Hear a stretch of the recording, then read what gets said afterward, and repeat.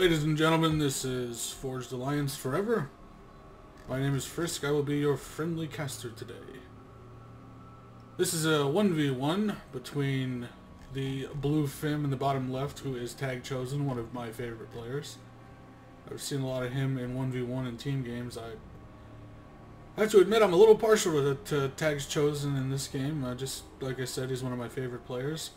His opponent is the red UEF in the top right, MaZaR, who you see is going Air Factory first. Looks like he's producing an engineer out of it first. He's not going the quick bomber, I'm gonna harass the crap out of you right in the beginning of the game way. And Tag is going Land Factory. He's going standard Land Factory, generators, engineers, mexes. No weird crazy play out of him. You can see MaZaR pushing forward, going for the hydrocarbon. Looks like he's doing the standard adjacency bonus, and this is a twofold tactic. Let's see. Yep, Tag's doing it too. Tag's Chosen's doing it too. The reason why people put their factories down at the hydrocarbons like this is for number one, these factories are going to be receiving an adjacency bonus from this power plant. It reduces the amount of power it takes for these factories to run. But at the same time, the power plant is also a very important structure, and you want to have stuff around it that you're already going to be defending. I know that's kind of a vague statement, but you know, if you were to put your factories over here, there may come a time in the game where you would have to choose whether to defend your hydrocarbon here or your factories here. So you might as well just consolidate your position right at the front of the ramp to where you started out, you know, where you have where you're probably going to build most of your early game infrastructure. As you see, Chosen's throwing down a line of power plants here, and we don't have a big line of power plants down for MaZaR, but MaZaR does have a bomber on the field, and it doesn't look like he got a kill. It looks like the Scorcher kind of missed its mark. The Scorcher is one of those funny little units in the game, in that it throws down an AoE field that burns over time. And as you can see, he did hit the engineer, but the engineer just walked right out of it. Oh boy. And now Chosen has fielded an interceptor to shoot these bombers down and control the air above his base. Let's take a look at what's going on. Chosen is retaliating by land. He's sending his medium tanks and little combat scout. I love these things. They're cloaking, stealthing combat scouts. They have the most awesome walk animation in the game. They look like they're little guys on stilts. Chosen's going for the twofold harass and scout. He's taking a look at the back of MaZaR's base, but MaZaR is pushing into the center. On this map, there's not much in the center, but a strategic location. You know, there isn't any huge wrecks or anything for you to go and reclaim. There's rocks and whatnot around here, but this is one of those strange maps in that you look at the terrain and you want to divide it half and half by the players. You know, you want to say that this is the halfway point of the map, and all the left side is Chosen's side, and all the right side is MaZaR's side. But as you can see, these two aren't really going for that paradigm. MaZaR is not pushing south with his mexes. He's actually pushing west, and the same story for Chosen. Chosen is pushing east with his mexes. And there's usually a good reason why players do this sort of thing. Number one, if you think that your opponent is just gonna, for example, if Chosen thinks that MaZaR is going to just shove all of his units straight from his production right into the battle via this center choke here, then this business down here may go undetected for a small portion of the game. And so far that is the case, if not for harassments that MaZaR sent down into Chosen's base. But it might be the hope of these players that if they build on their opponent's side, that their opponent won't think that there's anything there. And if you throw a mech down and it survives long enough to pay for itself, and just to up your economy for, you know, even a few minutes, it's going to allow you to to get better tech or upgrade one of your mexes that you've got behind your front or behind your defensive line, then it's worth it. But right now, it looks like Chosen's in a bit of a pickle. He wanted to throw down a PD in between all these little walls, but it doesn't look like he made it. MaZaR is definitely trying to consolidate his center here. He's got PD and a factory down. And it does not look like either of them are teching. Well, never mind. Chosen has a Tech 2 land factory here, and he is producing assault bots very slowly. This may be what he needs, because these run-bys... I mean, he has a choice to make here, Chosen does. He's got his comms sort of out in the open. He's been trying to get these PDs up to defend his comm, but he has a real big choice he needs to make here. Does he build PDs in the front of his base to stop the main assault, or does he build it on the sides of his base to just lock down the harassment? You can see his engineers are getting picked off over here, but he does have a tier 2 point defense in the middle of his base, and his commander is getting really far down into the red, and he's pretty far away from that 40 kill mark that gives the comms awesome regeneration. But MaZaR's comm is also in a bit of a pickle. He looks like he's getting surrounded, but he's got reinforcements coming on to back himself up. You can see him microing from side to side, trying to dodge as many shots as possible, because he's trying to avoid that godlike Seraphim light artillery, and it looks like he's going to get away scot-free with that. He is up to 3 kills on his comm. Chosen is now defending the back of his base from another run-by, and he is up to 21 kills on his comm. So he's doing good with that, but again, he has the tier 2 in his base, and he now has a tier 2 assault bot rolling off the line. So this may change things for him.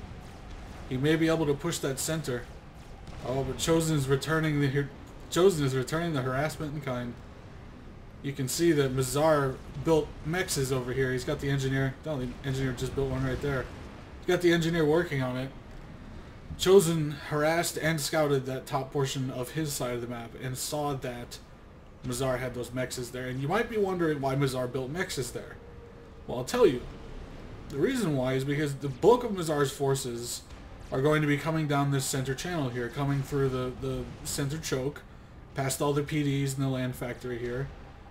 And if you build mexes on this part of the map, your main forces, where you're going to be sending forces anyways, is going to be acting as a defense screen against little harassment groups that are going to come up here and try and harass.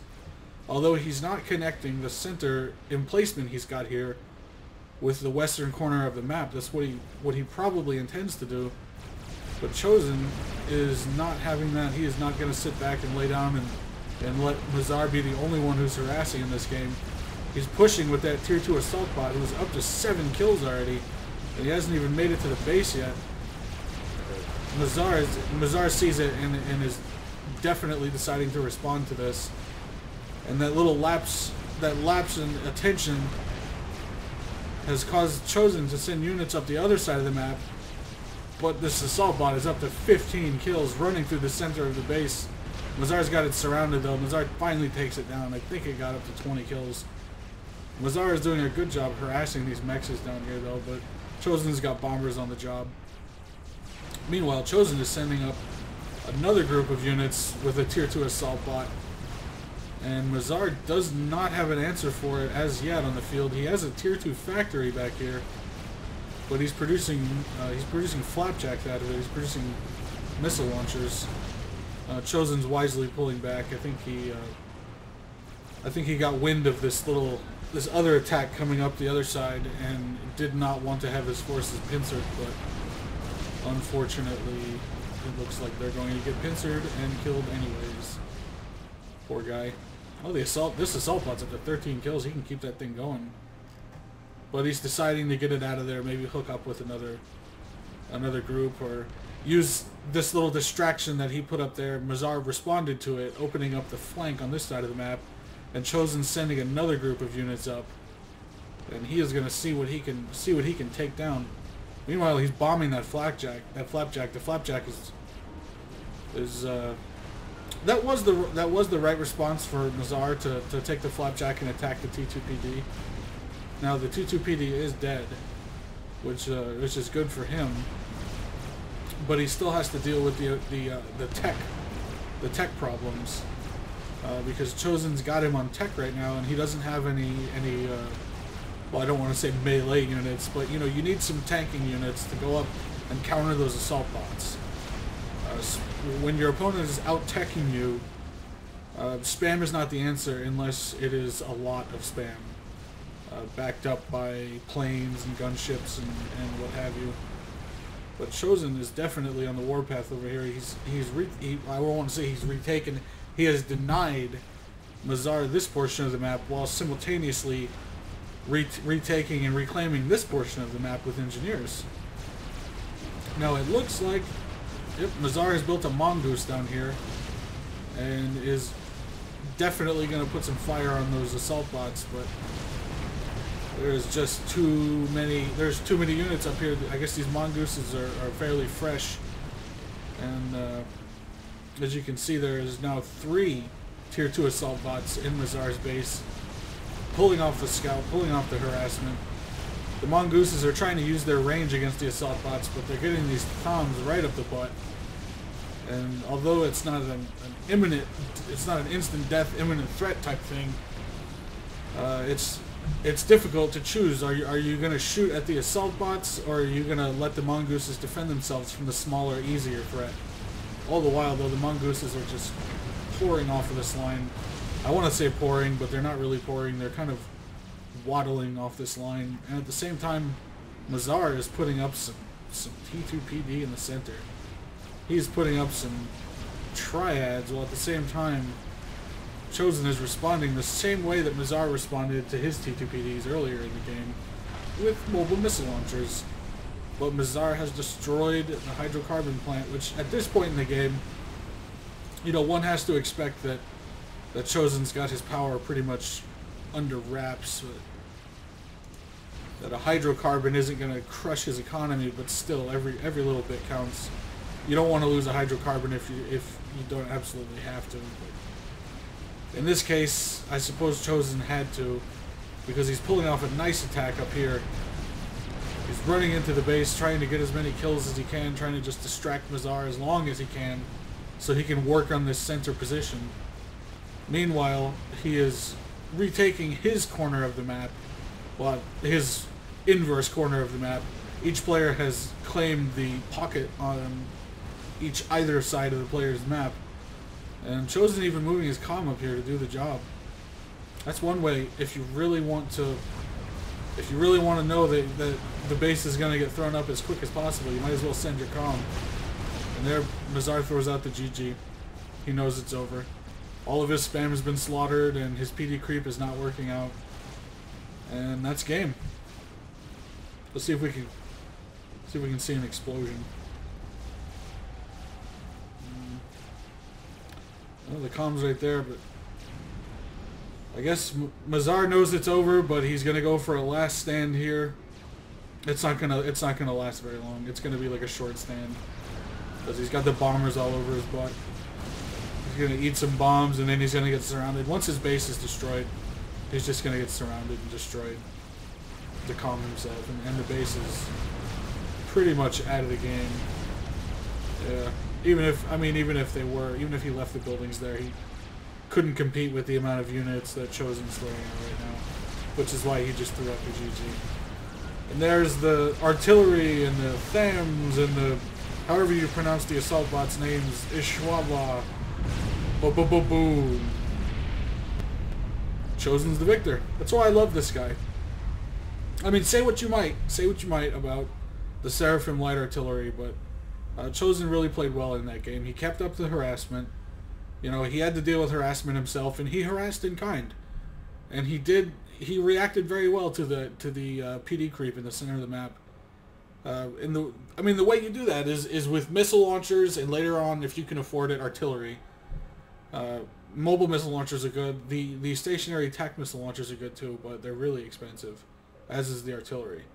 So he did well by building a couple of those T2 mobile missile launchers, and just it's not necessarily, when it comes to countering a PD creep, it's not necessarily destroying it outright. It's just making life hard because they're buildings and they can't micro out of the way from the missiles. So you want to make it so that there's pressure on that PD creep and he can't just build PD all the way into your base. Now, pressure is not throwing units at the PD because the PD is going to destroy it, depending on the types of units. You know, if you throw tier 3 units at a bunch of tier 2 PD, of course the tier 3 units are going to win. But it's just keeping him not necessarily contained, because a PD creep's going to creep no matter what. You just want to keep the amount of creep down to the minimum. And he did really good with keeping this PD creep contained. And he saw that his enemy was investing a lot of money in keeping that PD creep there. So he moved units up on this side of the map and over, and moved units down and up, and just went around it and was, you know, harassing the mexes and taking the mexes here and increasing his production the whole time. And it was a really good play on his part to just not necessarily ignore the PD here, but exploit the fact that there was no PD here. And that is what I believe the strategy that Chosen went with, which won him the game. Thank you very much for watching, and look forward to many more casts in the future. I'm Tuner Frisk. This is Forged Alliance Forever. There will be a link in the description on how you can download the game.